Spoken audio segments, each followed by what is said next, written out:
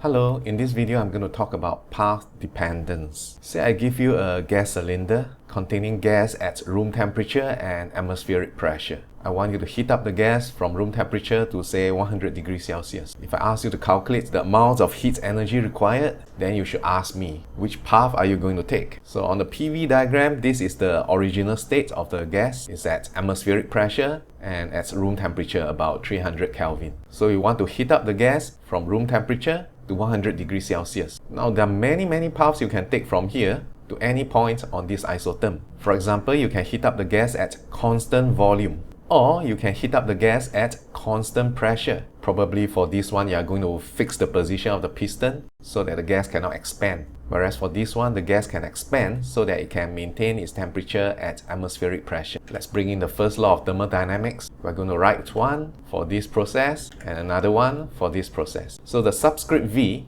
denotes constant volume. Yeah, this one, constant volume. And the subscript P here denotes constant pressure, which is this one. Now let's look at each term in the equations. Do you notice that the delta U for both processes are exactly equal? Remember, the internal energy is given by 3 over 2 nRT. So the internal energy only depends on the temperature. Whether you go by this way or whether you go by this way, your internal energy changed from 3 over 2 nR 300 to 3 over 2 nR 400. So the change in internal energy is exactly the same. What about the work done? For this process, since there's no change in volume, work done is 0. What about this one? The gas expanded. So the gas did the work, which means work done on the gas is negative. If delta U is the same, but the work done on the gas is 0 for this process, but negative for this process, then the heat supplied must be different, isn't it? In fact, we can deduce that QP must be larger than QV. So it takes more heat to heat up the gas at constant pressure compared to if you heat it up at constant volume.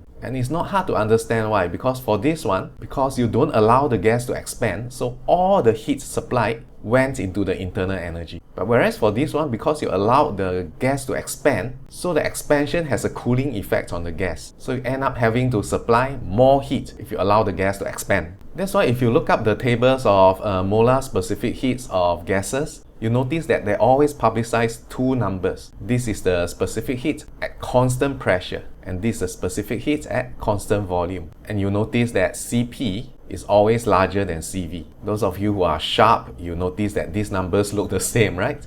Yeah, in fact, all these numbers are just 3 over 2R, and all these numbers here are 5 over 2R. And you actually have all the knowledge in order to show how come the molar specific heat for monoatomic gases is 3 over 2R at constant volume and 5 over 2R at constant pressure. Yeah, I encourage you to have a go at it. It should be quite satisfying. Okay, let's try another example. This time round, we want to bring a gas from state 1 to state 4. And let's consider two paths to bring the gas from state 1 to state 4. One is through this path, another one through this path. This time we're bringing the gas not just to the same temperature, but also to the same pressure and volume. So do you think the amount of heat needed for this process and this process are the same or different? Let's bring in the first law again, and then we write one for each process. So this one, subscript 2, is the one that went this way. And this one, subscript 3, is the one that went this way. Is delta U still the same for both processes? Yes, definitely, yeah. Start with the same temperature, end with the same temperature. It doesn't matter whether you went this way or any way anyway. Delta U is the same. How about the amount of work done on the gas? For the red path, the amount of work done is this rectangle, right? There's no work done during this part here, the vertical line here. So the work done is this amount. Whereas for the blue path, the work done is this larger rectangle here, which means the work done on the gas is larger for this process compared to the other one. This means that the heat supplied should be larger for this process compared to this one. So sometimes you hear people saying that delta U is path independent. It doesn't matter which path you take, delta U is the same as long as you start at the same point and end at the same point. Heat and work done, however, are path dependent. Depending on which path you take, you can have infinite combinations of Q and W for the same start and end point. Alright, that's all. Ta-ta!